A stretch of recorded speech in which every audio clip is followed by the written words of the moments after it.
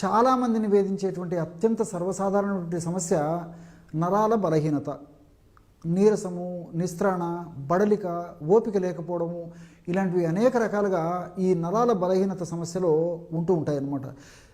ఒక రకంగా చెప్పాలంటే ఈ నరాల బలహీనత అనేటువంటి సమస్య ఉన్నప్పుడు నీరసము, నిస్త్రాణ, బడలిక, ఏ పని మీద ఓపిక చేయాలన్నా, ఏ పని చేయాలన్నా ఓపిక లేకపోవడం, ఇలాంటివన్నీ కలిగేందుకు కారణాల గురించి ఆలోచించినట్లయితే పోషకాహార లోపం వల్ల ఇలాంటి జరుగుతూ ఉంటాయి.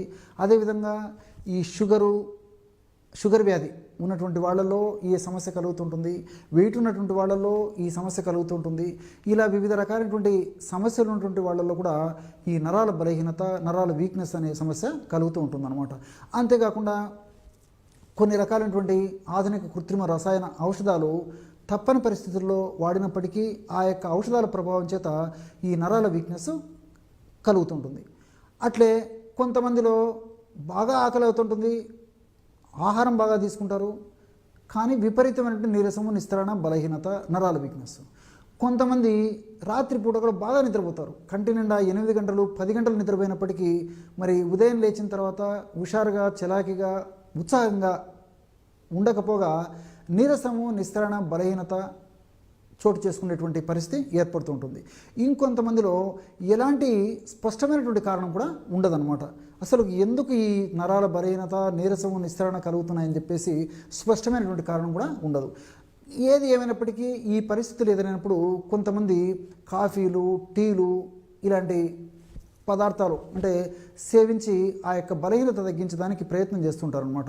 మరి ఇవన్నీ తాత్కాలికంగా ఉపశమనం కలిగించవచ్చు, కానీ దీర్ఘకాలంలో వాడుకోవడం వల్ల అంత మంచిది కాదు, క్షేమదాయకం కూడా కాదు. ఇంకొంతమంది ఆ నరాల బలహీనత, వీక్నెస్ తగ్గేందుకు స్వీట్స్ను ఆశ్రయిస్తుంటారు అనమాట.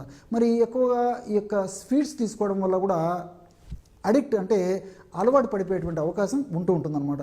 మరి వీటన్నింటినీ దృష్టి ఉంచుకొని క్షేమదాయకంగా ఉండేటువంటి ఆ యొక్క పదార్థాలు, ఆహార పదార్థాలు, ఔషధ పదార్థాలు వాడుకొని ఆ సమస్య నుంచి బయటపడేందుకు ప్రయత్నించాలి. కానీ మరి కాఫీ, టీలు తాగడం కానీ, వాటికి అలవాటు పడిపోవడం కానీ, అట్లే అతిగా స్వీట్స్ తిని వాటికి అలవాటు పడిపోవడం కానీ ఇలాంటివి లేకుండా ఉండేందుకు ప్రయత్నం చేసి క్షేమదాయకమైనటువంటి ఆహార పదార్థాలను, ఆహార ఔషధాలు వాడుకోవడం మంచిది. దీనివల్ల సైడ్ బెనిఫిట్స్ ఉంటాయి, ఎలాంటి సైడ్ ఎఫెక్ట్స్ కూడా ఉండవు. ఇక్కడ మరొక విషయం కూడా నాకు గుర్తొస్తుంది. చాలామంది ఓపికగా లేకపోవడం చేత, నీరసము, నిస్త్రాణ, బలహీనంగా ఉండడం చేత మరి ఏ పని చేయాలన్నా శరీరం కొద్దో గొప్ప సహకరించిన ఆ చిన్న చిన్న పని కూడా చేయరు, ఎందుకంటే మరింత అలసట పడిపోతామనేటువంటి ఉద్దేశంతో. ఇలాంటి వాళ్ళలో తాత్కాలికంగా కొద్దిగా వాళ్ళకు రిలీఫ్ కనిపించవచ్చు, కానీ ముందు తర్వాత కాలంలో అది కూడా మరింత నీరసము, నిస్త్రాణ, బలహీనతకు దారితీసేటువంటి పరిస్థితి ఏర్పడుతూ ఉంటుంది. మరి ఈ యొక్క సమస్య ఎదురైనప్పుడు ఆ సమస్యను తగ్గించేందుకు ఎలాంటి ఔషధాన్ని వాడుకోవాలంటే కేవలము 2 పదార్థాలతో నరాల బలహీనత, నీరసము, నిస్త్రాణ, బడలిక అన్నీ తగ్గించుకోవచ్చు. ఎలాగంటే రాత్రిపూట ఒక 150 మిల్లీలీటర్ల గోరువెచ్చని నీళ్ళు తీసుకోండి. రాత్రిపూట పడుకునేటప్పుడు గాజు గ్లాసులో 150 మిల్లీలీటర్ల గోరువెచ్చని నీళ్లు తీసుకోవాలి. అందులో 25 గ్రాములు కిస్మిస్ పళ్ళు, ఎండు ద్రాక్ష అనేటువంటి పేరుతోనే పిలుస్తుంటారు అనమాట. ఎండు ద్రాక్ష మనం స్వీట్ల తయారీలో, ముఖ్యంగా పాయసం తయారీలో, లడ్డు తయారీలో, ఇలాంటి వాటిల్లో మనం వాడుకుంటూ ఉంటాం కదా. అలాంటి ఎండు ద్రాక్ష లేకపోతే కిస్మిస్ తీసుకొని ఒక 25 గ్రాములు అందులో వేసేయాలి. లేదా ఒక గుప్పెడు, అప్రాక్సిమేట్గా ఒక గుప్పెడు కిస్మిస్ను అందులో వేసేసి, అట్లే ఒక నిమ్మకాయ తీసుకుని ఆ నిమ్మ రసం కూడా అందులో పిండేసేసి మూత పెట్టేసేసి ఉదయం పూట పరిగడుపున దంతధావనం చేసిన తర్వాత ఆ నీటిని తాగేసేసి ఆ పదార్థాన్ని తినేసేయాలన్నమాట. ఇంతే. ఈ విధంగా ఒక 40 రోజులు చేస్తే సరిపోతుంది. మళ్ళీ అవసరాన్ని బట్టి మళ్ళీ ఏదైనా ఇబ్బంది ఉన్నప్పుడు కొంత వ్యవధి ఇచ్చిన తర్వాత మళ్ళీ కొన్నాళ్ళ పాటు కావాలంటే వాడుకోవచ్చు.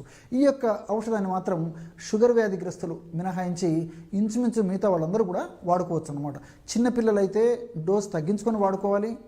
మరి నేను చెప్పినటువంటి డోస్ అయితే పెద్దలకు అంటే 15 లేదా 20 సంవత్సరాలు దాటినటువంటి వాళ్ళందరికీ కూడా ఈ యొక్క ఔషధం ఈ డోసులో వాడుకోవడం వల్ల చాలా చక్కటి సత్ఫలితాలు కలుగుతాయి అన్నమాట.